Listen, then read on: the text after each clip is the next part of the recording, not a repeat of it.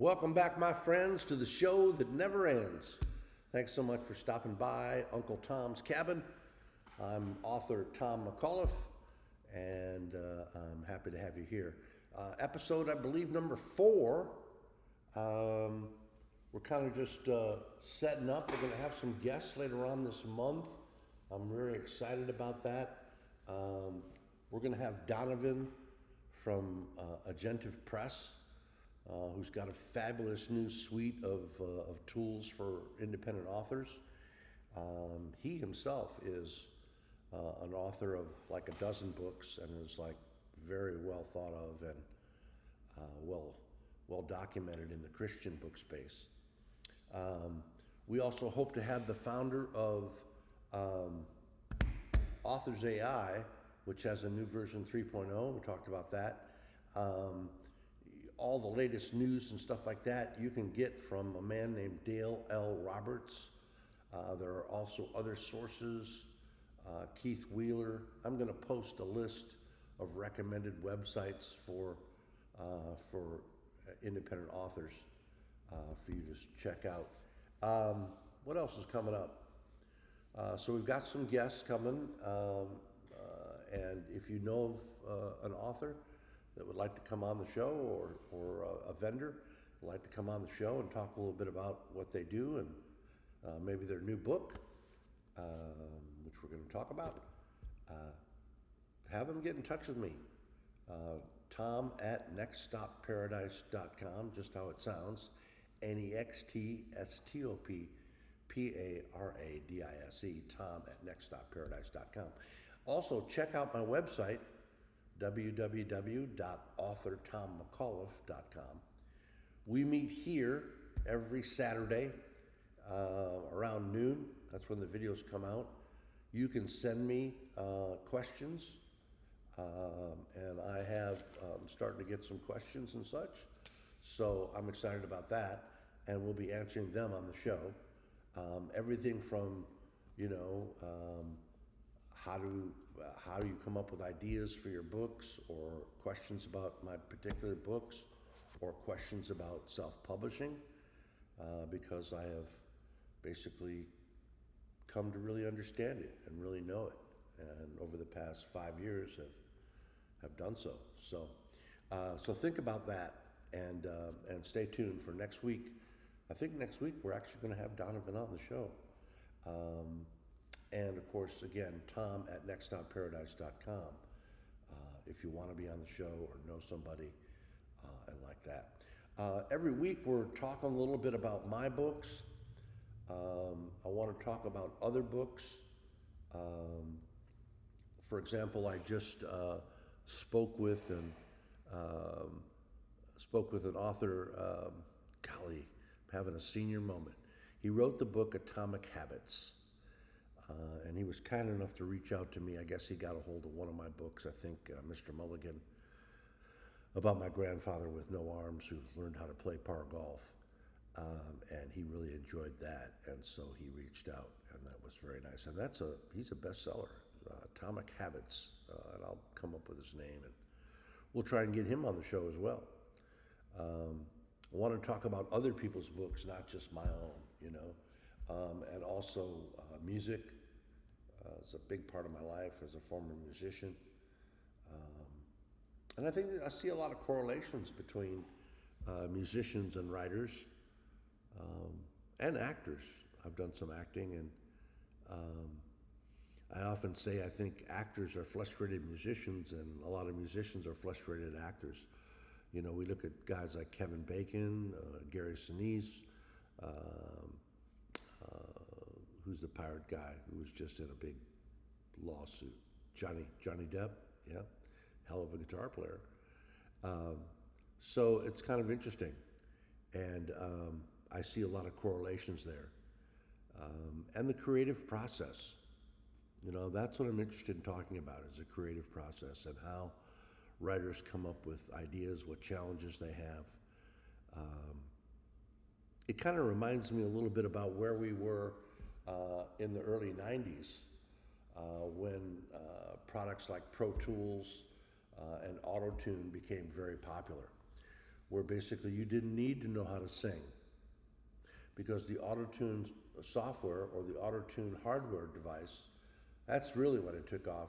When they came out with a rack-mounted hardware device that could correct your vocals in real time, so that if you sang, a sharp note or a flat note, it could in real time correct it. And it's like writing. Every shithead and his brother thinks that they can do what we do. And you're at a cocktail party, say, oh yeah, I've got a new book out and stuff like that. Yeah, I could have done that. Yeah. Then do it. The technology, the knowledge is there. Anybody can produce a quality book. Sadly, not everyone does. Some of the stuff that I see on Amazon, it's amazing that, that Amazon QC, if there even is such a thing, would let some of those books onto the market. And I don't think that what they call low content books, they've taken up way too much bandwidth. They're not real books, folks. I'm sorry if that offends you, I really am. If you come here, you're going to hear unvarnished truth. I'm going to tell you exactly what I think. I'm sorry if it offends some people, but in the final analysis, I don't really care. I don't. If you went into this business to try and make a lot of money,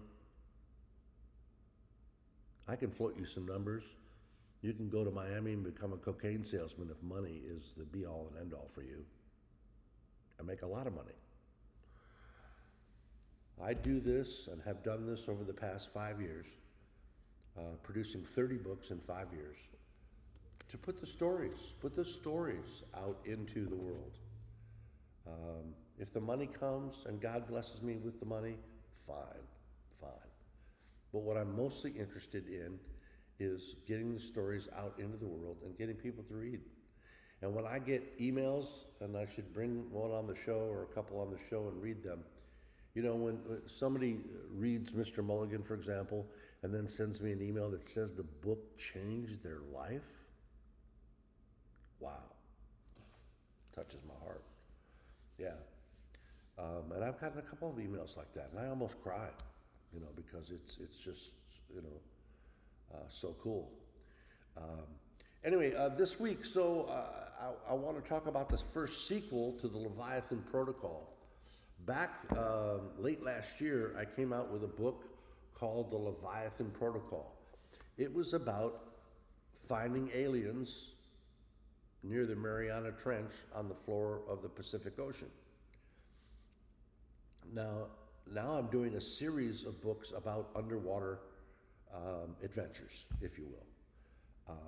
I'm a big fan. I believe that the future is not outer space, it's inner space. We know more about the moon and Mars than we do about the seafloor on our own planet. And here's the other news flash for some folks. The Chinese are all over it. They have huge machines, are considering opening up a permanent undersea base, and have quietly gone about staking out and dominating the undersea environment. Huge submarines and such. Why? Because that's the only place really left with all the rare earth minerals, and I mentioned this on the show before, for cell phones. You want that cobalt and that other magnesium and this, that, and the other. Well, on land, those resources are depleted. In the ocean, on the ocean floor, there's still lots of them. Huge nodules on the sea floor. All you gotta do is come pick them up. And so the Chinese are all over that. And here's the other thing. In my book, Space Cowboy, we talked about, it's about a jet pilot who tells a bad joke to a minister's wife at a PRC minister's wife at a dinner party. And the next morning, 4 soldiers show up at his house and take him to the local air base, and they shoot him up to the Chinese space station and maroon him in space as a space miner looking for rare earth minerals on comets, meteors, and such like that.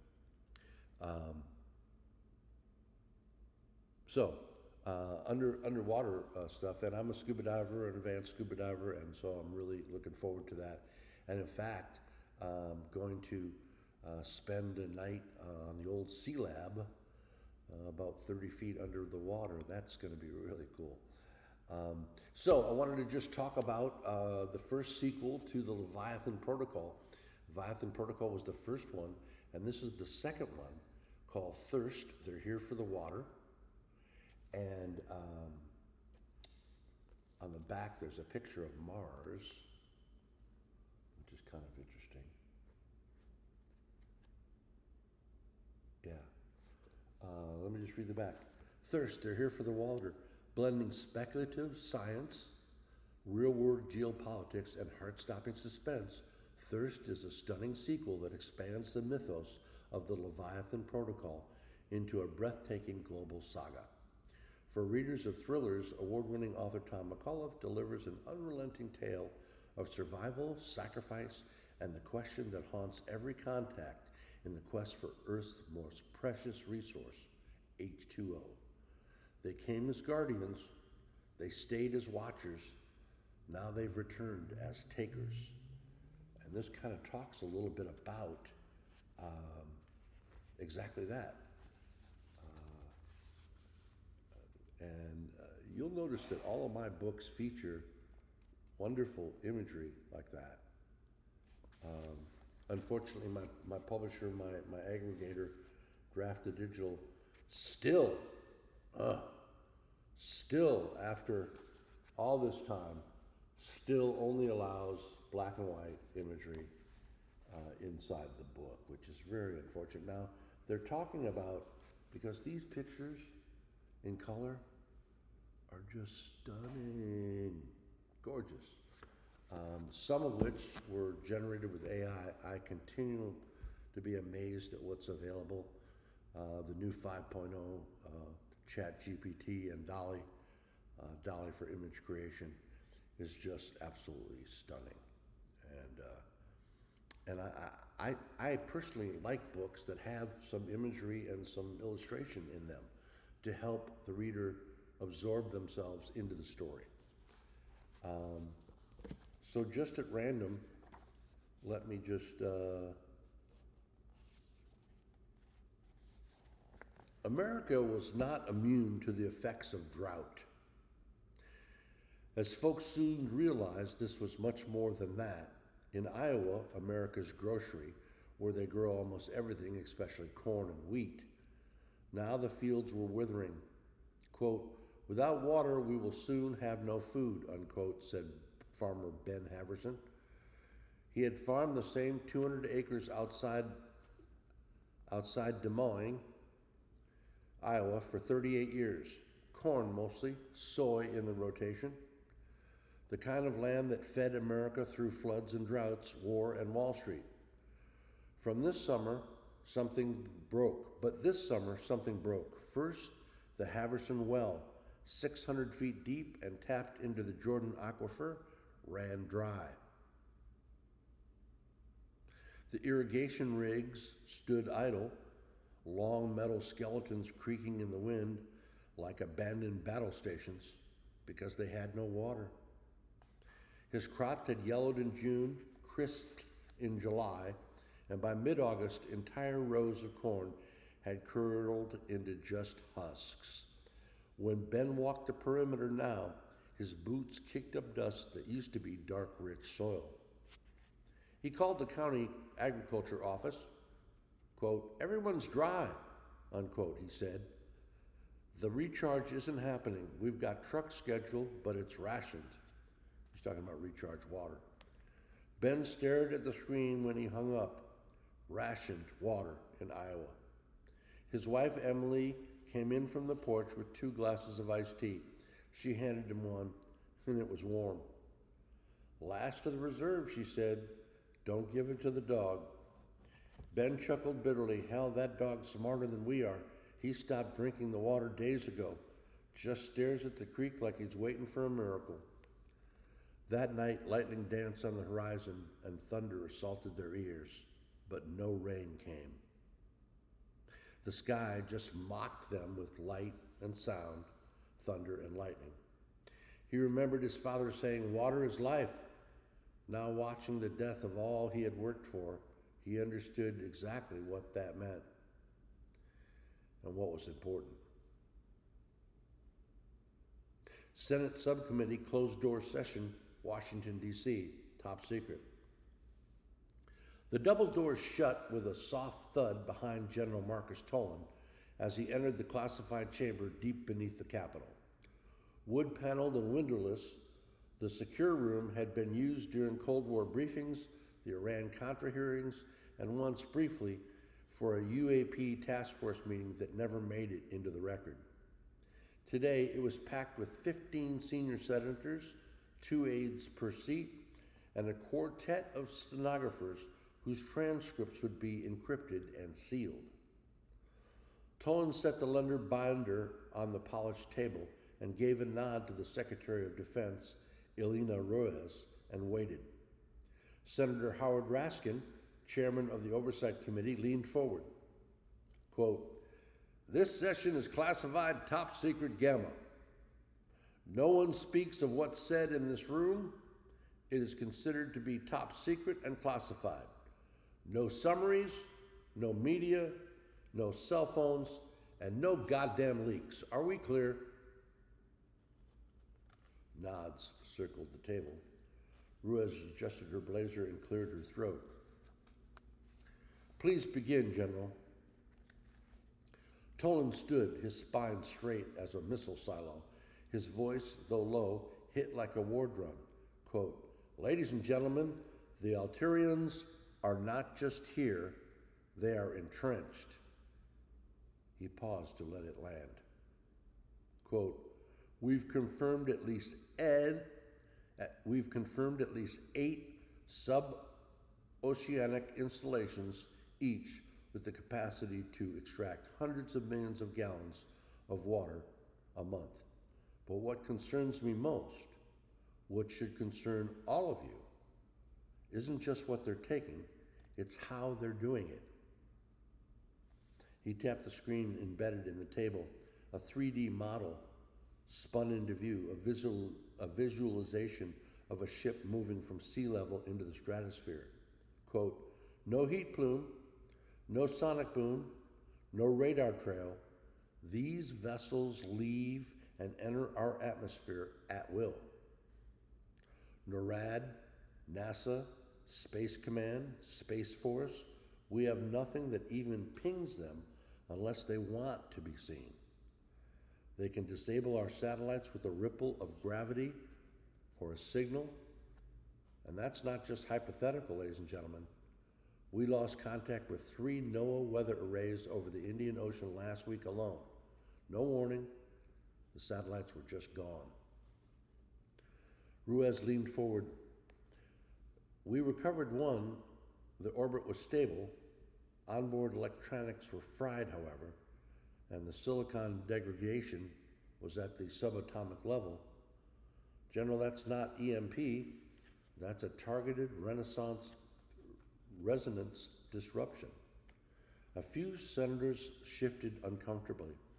Senator Lynn from California, hawkish and blunt, frowned. "General, are you saying that we are defenseless?" Tolan's gaze didn't flinch. Quote, "I'm saying they're rendering our entire command and control structure, our satellites, GPS, even our nuclear response, vulnerable. We have no countermeasures, none." So that's Thirst. They're here for the water, available now on Amazon and Kindle. So scope that out. We have a sale coming up too in September. But that'll about do it for me. Thank you so much. I hope you're doing well. Tune in next week to Uncle Tom's Cabin. Tell your friends. I really appreciate your help and support. You make it a great day. Bye-bye.